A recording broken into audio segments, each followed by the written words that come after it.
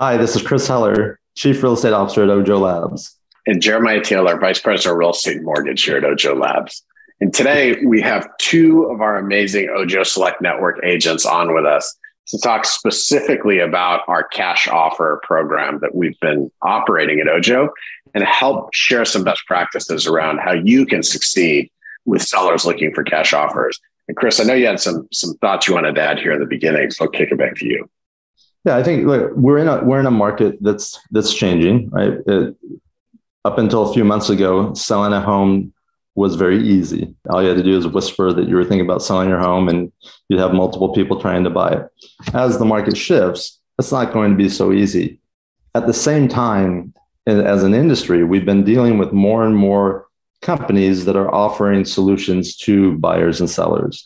And as agents, we really want to be the ones delivering those options to the consumers. So at Ojo, we're doing different things and trying different things to make more introductions to all of you. And one of the things that we'll be testing and trying is taking consumers that inquired about getting a cash offer on their home and introducing them to an agent who can help facilitate that or educate them once they give them that option to determine if that is the best option or not. And so that's why we're having this conversation. And that's what we want to be sharing with all of you. That's awesome. I love it. And I know this is going to add value. So as we jump in, I'll start with Dave. Just give us a quick introduction. Tell us where you're at. Tell us a little bit about your real estate business. Sure. I'm in Charleston, South Carolina, and originally from Detroit, Michigan. Got my real estate license when I was 18. I'm 41 years old. So come a long way in the industry. And this year we're on pace to sell about 450 homes. We do offer a program for our clients where we believe in consumer choice and to make sure that people are aware of all of the options that are available to them. And so what we'd like to do is meet with them and propose to them all the different variables. And so part of our value proposition is meet with us. We'll present to you multiple offers immediately on the first meeting. In addition to that, also what you could list your home and sell it for, show you the experience of each one of those investors and the experience of listing your home. And we'll also break down their net and what they'll walk away with from each one of those scenarios. And some people are okay with giving up money and equity that they have for the convenience of a sale and skipping the hassles. And some people aren't. Money is more important to them. Well, we had read through some studies where 5% of people will accept offers and 60% of them end up listing within 90 days. And so for us, we want to be able to provide all those options for people in order to just help more clients in our market. So in addition to the 450 home sales, we do buy about one a week. So we're buying about 50 homes, putting about 50 homes under contract ourselves. And so there are a lot of people that actually do want that value proposition, even though we're giving them all different options. And so our goal on that meeting is to meet with them, find out what their personal goals are, what's most important to them, how soon they need to be there, what their financial goals look like, and give them all their options and let them choose what's best for their family. That's awesome. Thanks for sharing that, Dave. Brian, will you give us the same recap on you and your business, where you're at? Hi, I'm Brian Guarnieri, realtor here in North Carolina. I cover the Triangle, Raleigh, Durham, Chapel Hill area, as well as the Triad, Greensboro, Winston-Salem areas of the state. I've been doing real estate for a number of years now and typically handle myself 80 transactions a year in getting clients into homes, either on the buying or by selling their home. I've been working with Ojo pretty much since inception and been very pleased with the leads in this new cash buyer program and have had some success already with it. That's great. I love hearing that. Thank you for sharing. And that's the reason we invited both of you here. Both of you, for agents that don't know, we've been piloting this cash offer program in certain markets around the country. Brian and Dave represent two agents that have had some success with this program. And we've got a lot of questions about the program. And so I think our goal today is to leverage your expertise to help agents kind of demystify, how do you work with a seller that's looking for a cash offer? And so, Brian, I'll go back to you. First question, you're getting that live transfer or that first connection with a seller, and the Ojo rep tells you, hey, this is a seller looking for a cash offer on their property. What's your approach? How do you help them? The main thing is to gain their trust so you can be seen as the advisor for them.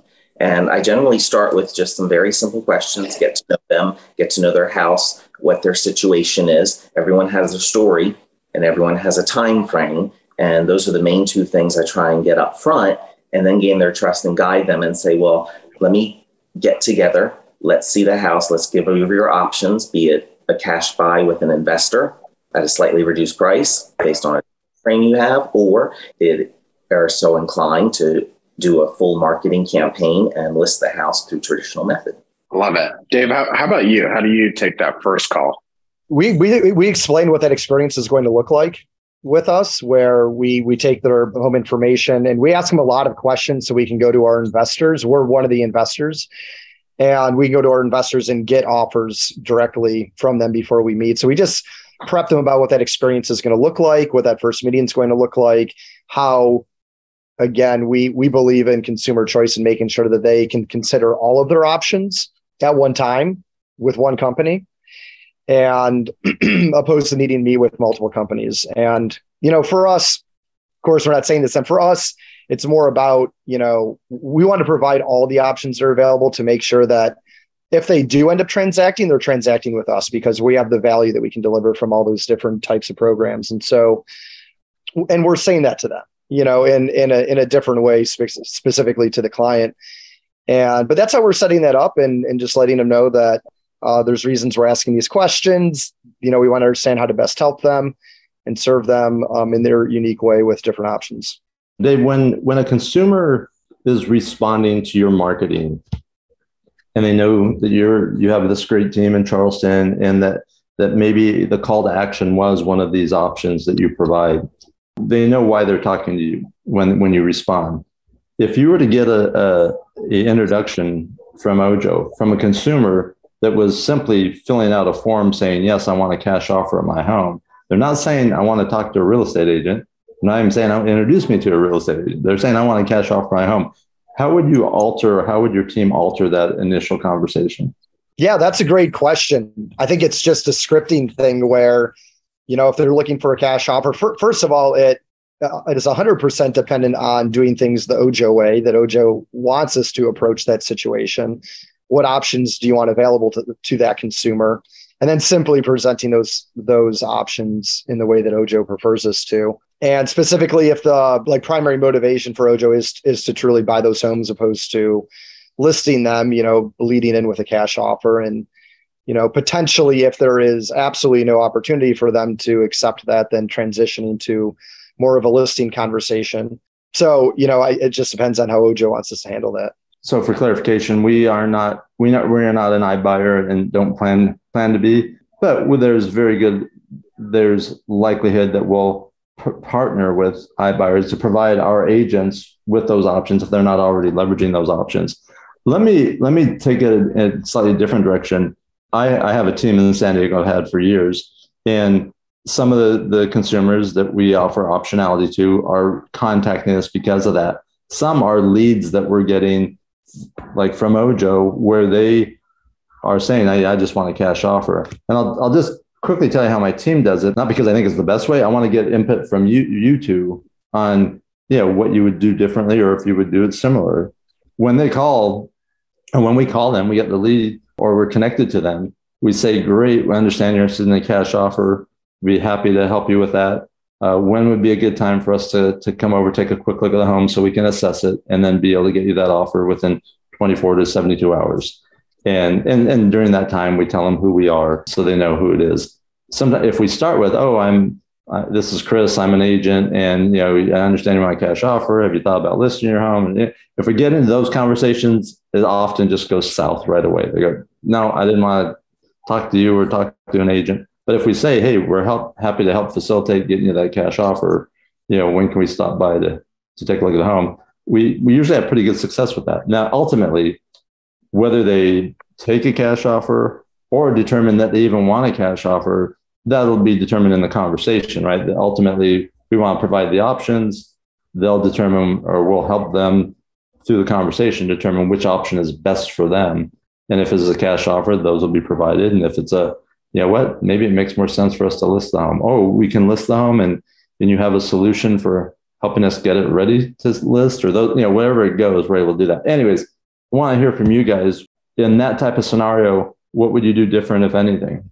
I wouldn't do anything different. And the reason being, and just I guess expand a little bit on what we're doing, is when I wanted to start an iBuyer type program for the real estate team, I also didn't necessarily want to be known as that's the only value that we offer. So a lot of our value proposition in our marketing is more about, we give you multiple, we're the only people that are going to come over and give you multiple options up front and show you exactly how much you'll net from your home if you list it versus taking an offer and what those experiences look like. Now we actually have another business that's called Your Choice Offer. And it is like, the value proposition there is specifically a cash offer. And the way that you handle those, Chris, is exactly how we handle our Your Choice Offer leads, which it's not a real estate company. It is a company that will come out and purchase your home. And so that's what we lead into. We don't have real estate related conversations about listing. And we just explain the value of what we can do. And if the opportunity doesn't work for that person, at the very end, we'll talk about how there's other solutions to list if that aligns better with what their goals are. We're not looking to take advantage of anyone's situation at all. So it really comes down to like what's going to work best for them. So, but the way that we take that call and approach that meeting is very much around, this is what you called for, and this is what we're going to give you. And it's not what we want to avoid is making people feel like they called for one thing and now they have a realtor coming over trying to list their home. And so with the real estate team, that is the value proposition. We'll talk to you about all those options. That's what they're calling for. With the YCO, Your Choice Offer, it's more about like the value proposition is a cash offer, and that's the value that we lead in with. So it's a different conversation. It's a different hat that we wear. Yeah, super, super helpful. Brian, how about you? Any thoughts on the approach my team's been using? I think it's a great approach. It's a good way to gain the rapport with the consumer who is looking to sell the home. I feel it's wonderful to be able to offer them the cash buyer, but at the same time, show them the options. I come out of the gate letting them know, we want to analyze the best solution for them. And it just was going to take seeing the home and getting together with them and knowing their ultimate goal. I have run into a few times already that we're not the only one they've spoken to with the cash offer program. And they do already have heard from a number of people as well. So we're up against, competition out there. We're not the only ones. And so I feel it strongly that, gaining the rapport, getting in with them and making them feel comfortable so they can make an informed decision is the best way to convert a seller. Yeah, I'm with you 100%, Brian, where our main motivation when we get any of these leads is to meet with them. And that means we're not trying to pre-qualify them or anything like that about what they want to sell their home for and such. We just want to set an appointment and get in front of them at their home because, we believe the more people we actually meet with, the more people we can help.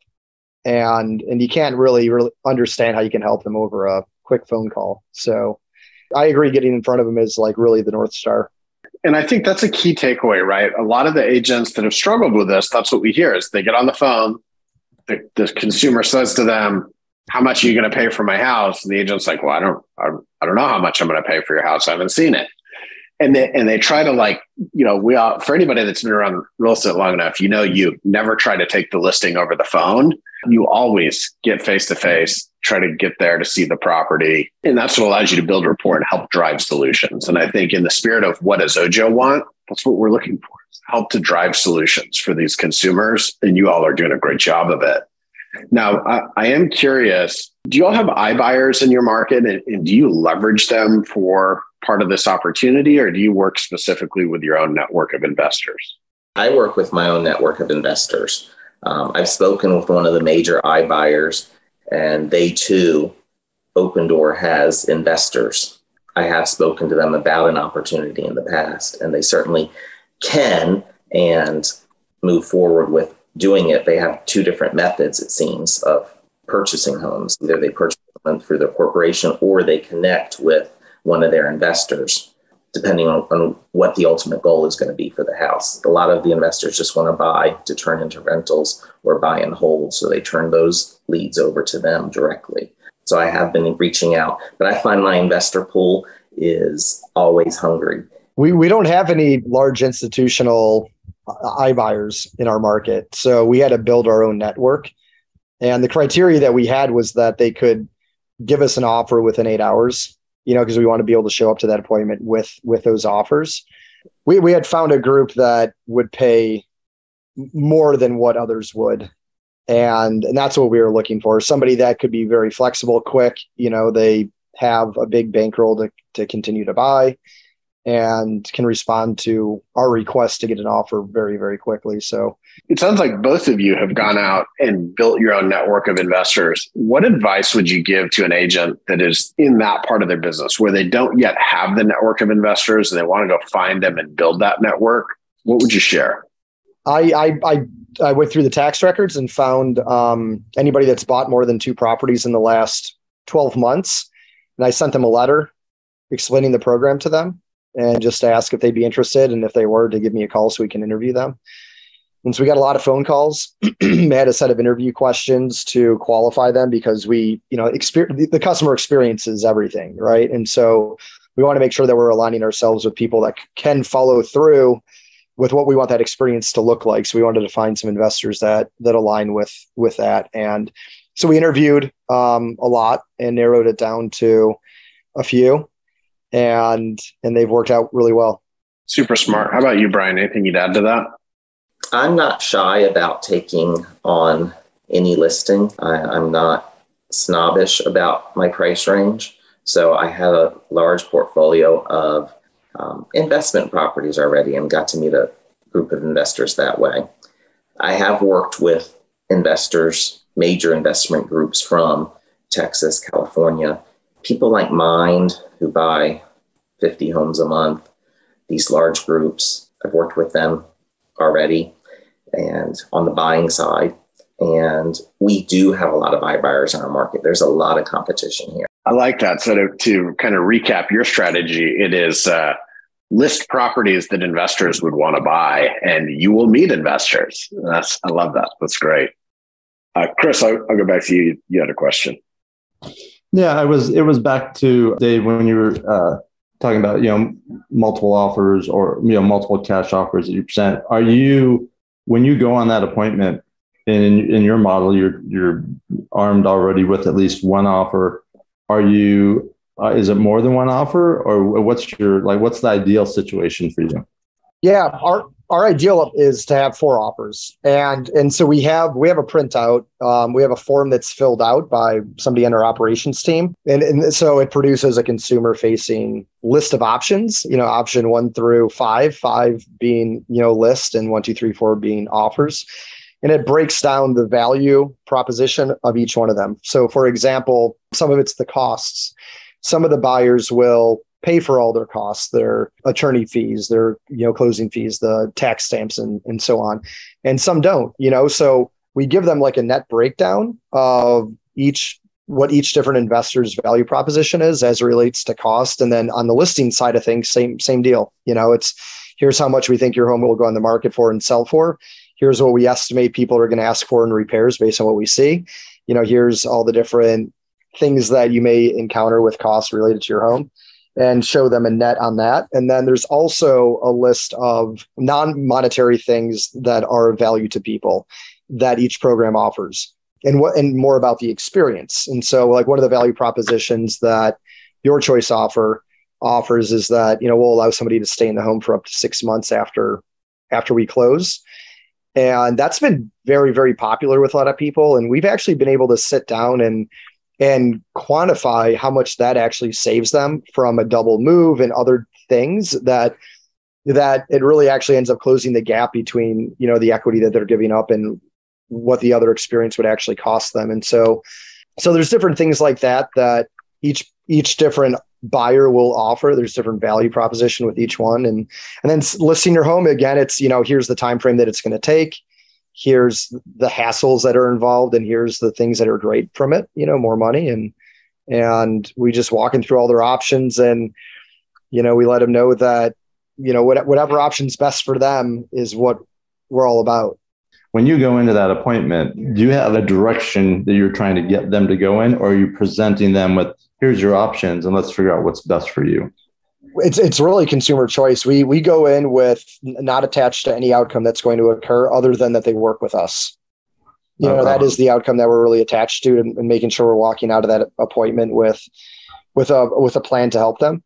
We just feel like really getting to know people, build relationships with them, finding out what's truly important to them, helping them prioritize what they're trying to accomplish in their life, and helping them choose whatever's best for them. And that's more it. It's more of informing them of everything and seeing what direction they prefer to go down. Okay. So here's one quick follow-up. If that consumer that you were talking to was this type of consumer we mentioned, where they didn't know your team, they didn't call your team as response to seeing your ads or your marketing, this was someone being introduced to you that's looking for a cash offer, would that change any of that process? As far as, would you go see the house first, or would you still try to get some information over the phone and then be able to then come and see them with 2 or 3 or 4 offers in hand? With that one, we just go with one offer from Your Choice Offer. It is a different company with a different strategy and value proposition. Yeah. And we don't want to be deceiving. They're calling something that is saying we'll give you a cash offer. And so we want to operate with integrity and deliver on what they're expecting. And if that cash offer is not going to work with them, we start then to talk to them about different options. But we show up to serve them the way that they want to be served, which in that scenario is just to bring them an offer. And to answer your question, with all the appointments that we set with sellers, we do try to learn as much as possible about themselves and the home before we go there. So that way we're better prepared to give them what they want on that appointment. Things do change when we see the home, obviously, and we're able to quickly make adjustments to that based on when we do see it. However, we do like to talk to them for a while up front about their home and themselves, just so we're better prepared for that appointment. That's great. And I think, we're getting close up to time here. So let's capture a parting thought from each of you. For agents that are looking to add this kind of optionality and working with investors to their listing plan or listing presentation, give us a parting thought for those agents.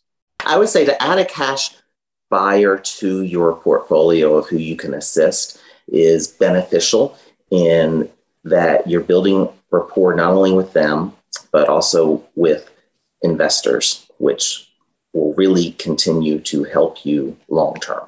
Dave, how about you? Parting thought? Yeah, I would say, it might seem like a lot of information to take in and seems like a big thing to undertake. And I would just say, don't overthink it. It's actually not that challenging or difficult to put together. And if anyone has any questions that they want, the resources that we put together, I'm happy to share. So don't hesitate to reach out. The only other thing is, I think you really have to be selfless in your goals, to really help consumers for this to be something that works well. And so making sure that you're doing it for the right reasons and really want to serve customers in many different ways and give them other options that your market doesn't necessarily provide in the same way is really important. So, but yeah, happy to help where I can.